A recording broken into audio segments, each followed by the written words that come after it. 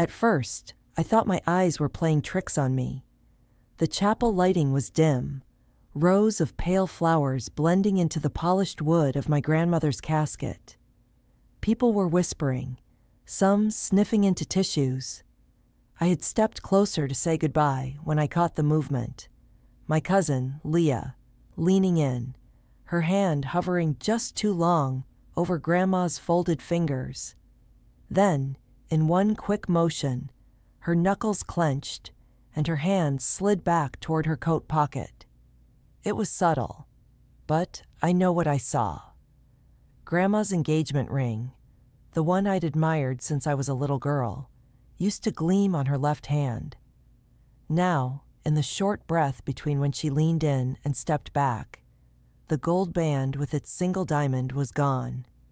My stomach clenched so tight, I thought I might throw up right there beside the casket. Nobody else seemed to notice. I couldn't make a scene. Not here. Not with Grandma's friends and the pastor only a few feet away. My first instinct was to grab Leah's wrist, but something in me froze. Maybe the shock. Maybe the knowledge that anything I did would become the story of the funeral. Leah glanced up and caught my gaze.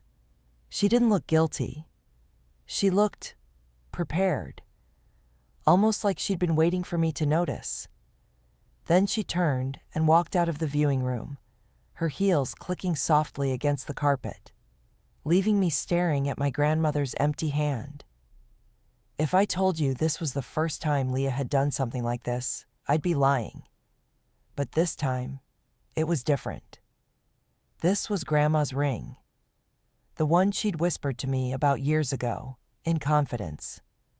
And that's why I decided to keep my mouth shut, for the moment, because if Leah thought she'd get away with it quietly, she was wrong.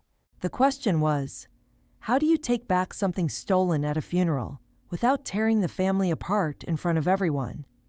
Shall I write the next chapter? Why that ring matters is something only my grandmother and I truly understood. When I was 13, she'd called me into her bedroom one summer afternoon, the sunlight pooling through the lace curtains onto her floral bedspread. She opened her cedar jewelry box, the same one she'd had since her wedding day, and held out the gold engagement ring. The diamond was small by today's standards, but the way it caught the light made it seem like a tiny universe trapped in a circle of gold. "This will be yours one day," she'd whispered, closing my hand around it.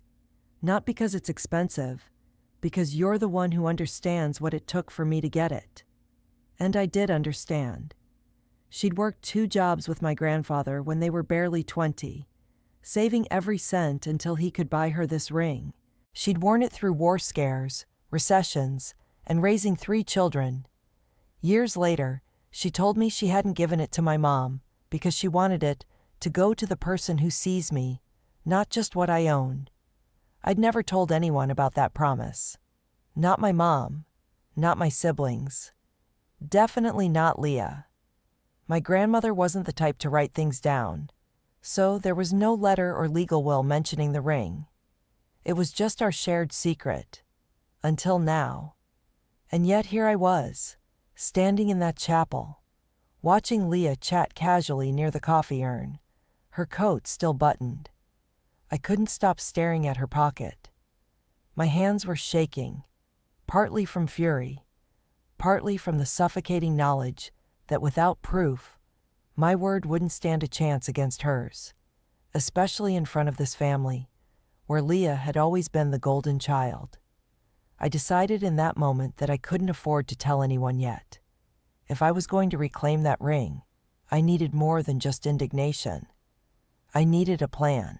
That's when I started noticing the first little cracks in Leah's act, cracks that would become impossible for her to hide.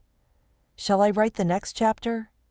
It started the next morning, over cold coffee and half-eaten bagels in my aunt's kitchen. Most of the family had slept over after the funeral, scattered between pull-out couches and air mattresses. Leah came in, still wearing her hair perfectly straightened, and settled into a chair across from me. She had that smile, the one that pretends to be warm but scans for weaknesses. "So," she began, picking a blueberry out of her muffin, "what do you plan to do with Grandma's jewelry now?" It sounded casual, almost lazy, but my pulse jumped. Nobody had mentioned jewelry. Nobody except her. "I haven't thought about it yet," I said, keeping my tone flat. She tilted her head as if she could see past my words. "It's probably just costume stuff anyway, right?" she added quickly. "I mean, unless there's anything really worth keeping." The sparkle in her eye made my skin crawl, because she wasn't talking about sentimental value. Later, while everyone was loading casseroles into the fridge, I noticed her lingering by Grandma's old side table, fingers brushing over the drawer handles. I remembered that's where Grandma had kept her favorite pair of pearl earrings, and an enamel brooch she wore to church every Sunday. I didn't say anything, but the image of her taking something else slipped into my mind and wouldn't leave. By the afternoon, she'd started dropping little hints to others too, laughing lightly to my mother about how we can figure out where things should go when everyone's ready, as though she was the natural authority on it. My mom chuckled, unaware of the undercurrent, but I felt the shift. Leah was already laying the groundwork to make herself the center of the distribution.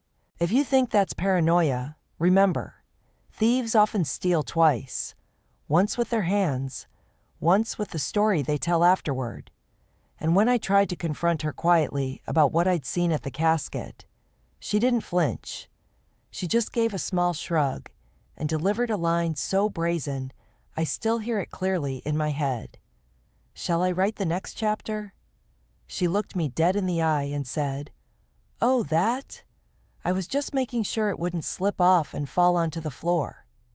Her tone was syrupy sweet, the kind that sounds kind to outsiders, but carries tiny knives only the target can feel. I blinked at her, stunned, not just at the lie, but at how practiced it sounded, as if she'd gone over it in her head hours before. "Fall? Onto the floor? In a closed casket?" I asked, lowering my voice so no one else in the living room could hear. Leah's smile widened. "You don't have to thank me," she said, as if she were doing me and Grandma a favor.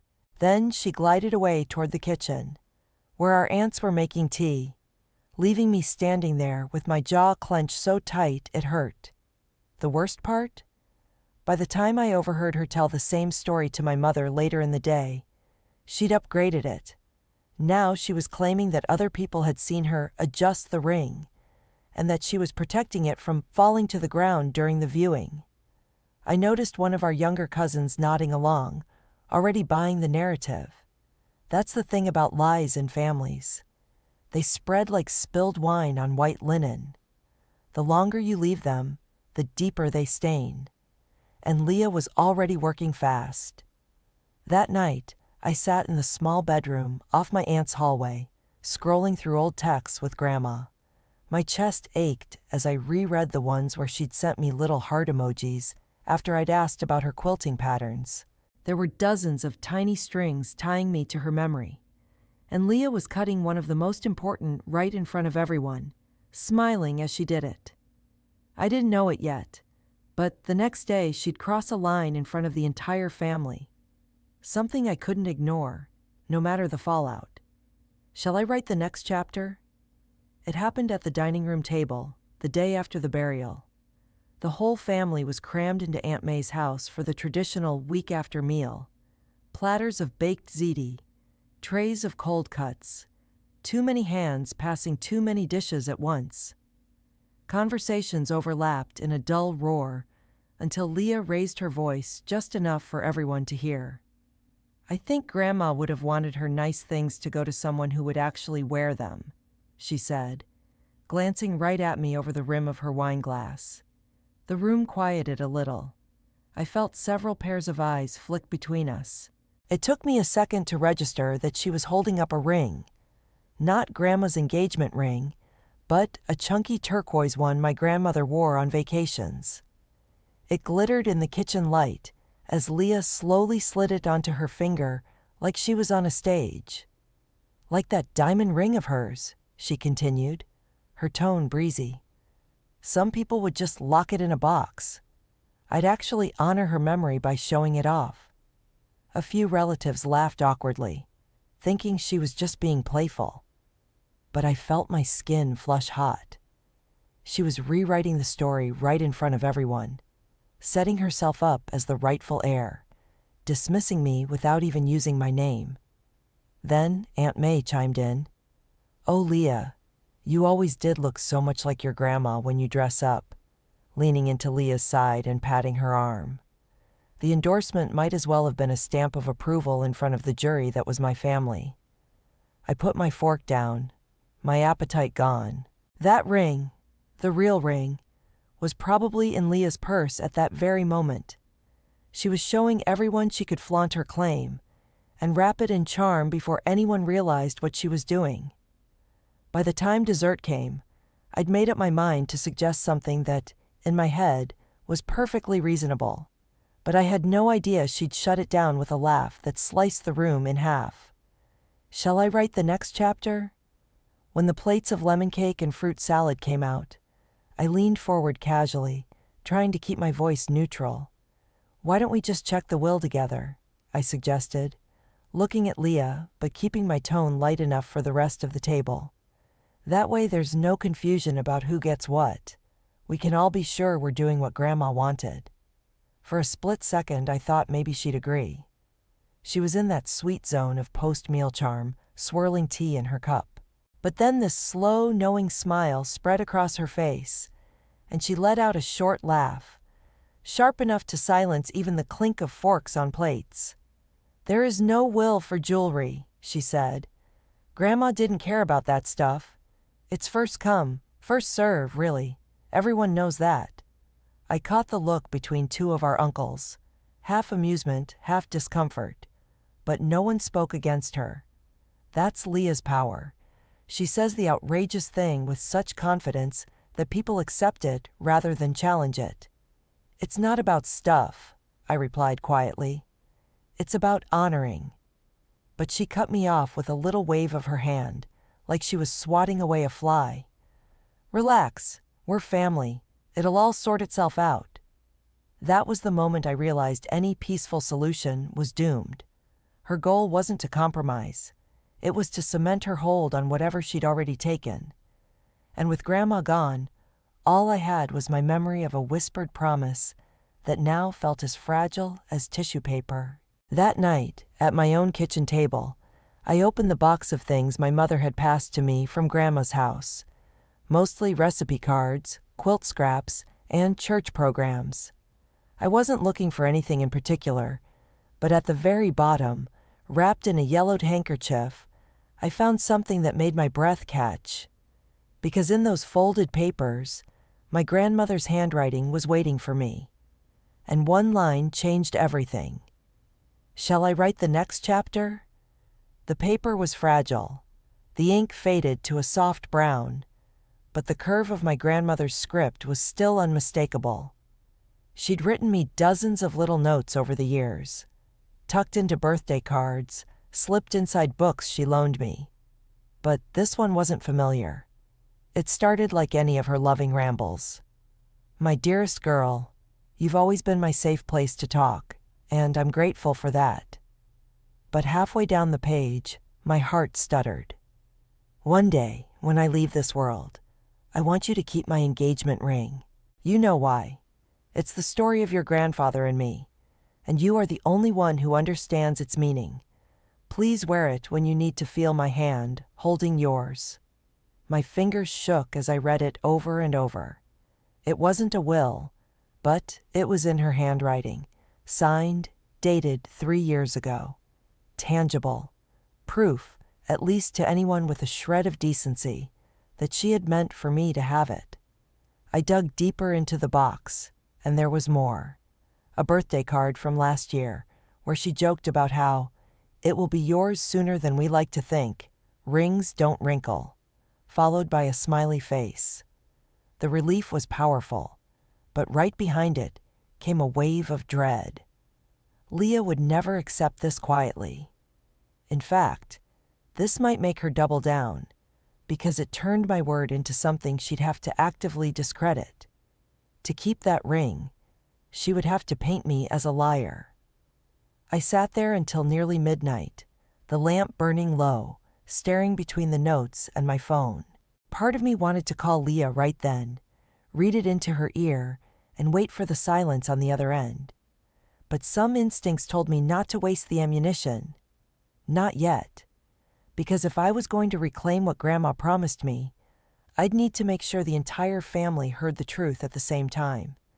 And that meant bringing the fight somewhere official. Shall I write the next chapter?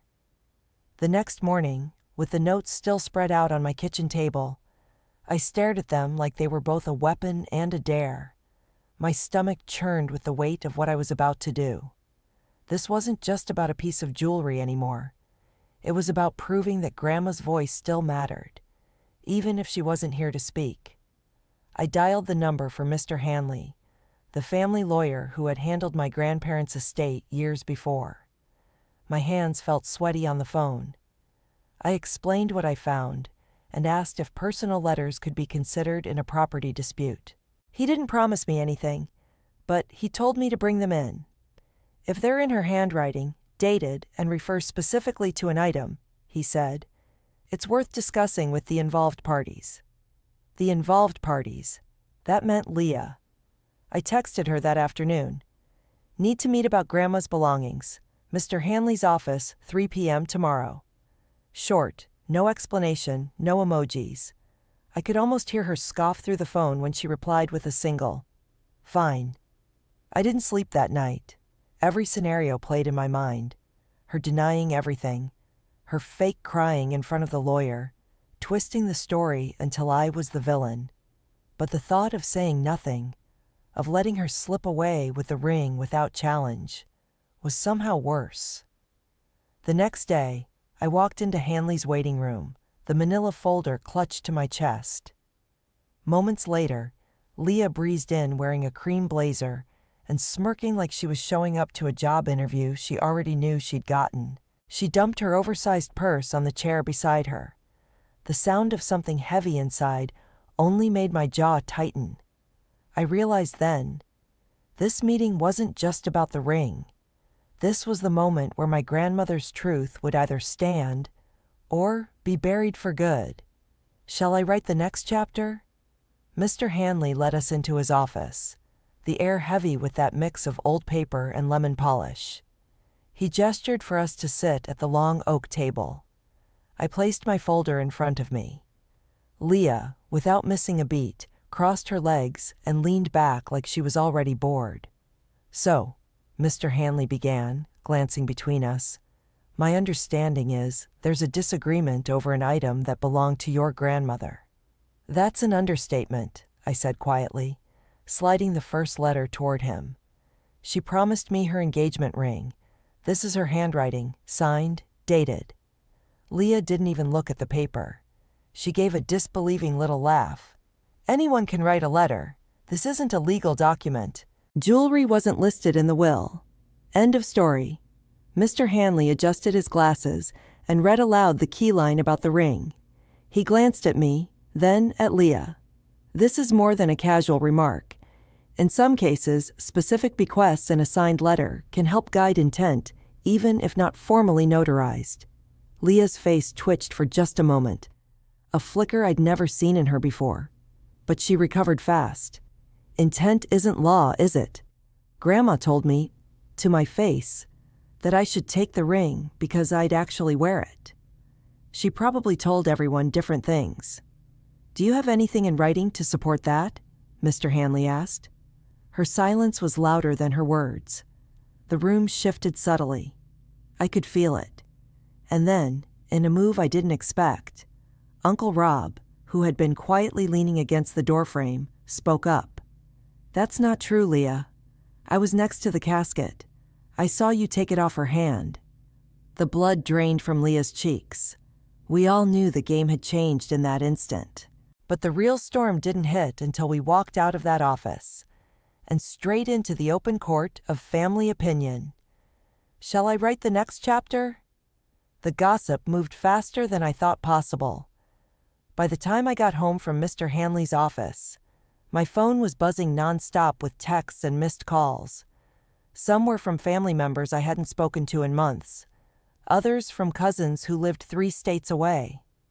"Heard you called Leah a thief? Why are you making this ugly? Grandma wouldn't want fighting. If the ring meant so much, you should have asked before the funeral." Half the messages dripped with accusation, the other half with hushed support. "Good for you. She's done this before." The split was brutal, cutting right through the family tree. Leah, of course, wasn't letting my side of the story get out clean. On her social media, she posted a photo of herself holding a cup of tea, captioned, "Some people will twist anything for drama. I know the truth." A few of our relatives liked it. One aunt commented, "Stay strong, sweet girl." It hit me then. Even with proof, even with Uncle Rob's words, a segment of this family would always see her as the victim. That's the thing about long-cultivated charm. It doesn't need facts to survive. Meanwhile, my mother called in tears, worried this feud would ruin the next holiday and make people take sides forever. As if there weren't already sides. As if the fracture wasn't already deep. And yet, one message in my inbox stopped me from drowning in doubt. It was from Aunt Linda, Grandma's older sister. "I know about the promise. She told me too. Call me when you can. I have something for you." The next evening, I drove to Aunt Linda's house, and what she pressed into my hands made me realize I could choose to fight differently, not just for the ring, but for what it symbolized. Shall I write the next chapter? Aunt Linda's living room smelled like cinnamon and the faint must of old photo albums. She didn't waste time on small talk. As soon as I set my coat down, she opened the drawer of her sideboard and pulled out a slim velvet ring box, the kind jewelers use when something truly matters. "I've had this since the night of the viewing," she said, her voice low. "I saw Leah take the engagement ring. I also saw the way you froze. I figured you'd want to choose your moments, so I intercepted."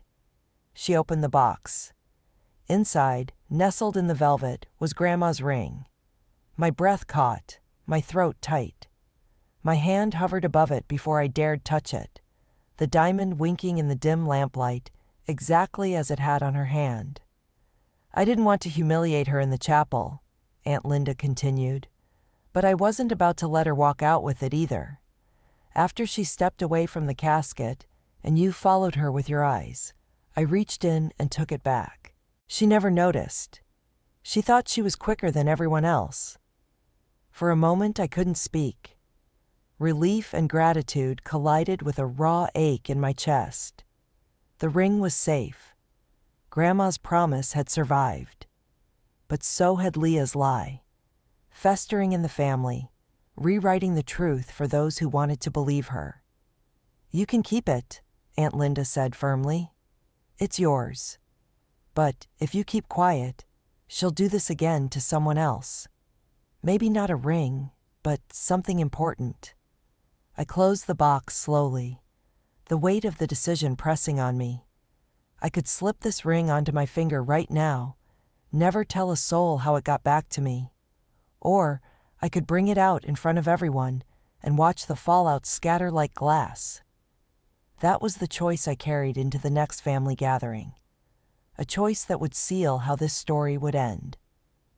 Shall I write the next chapter?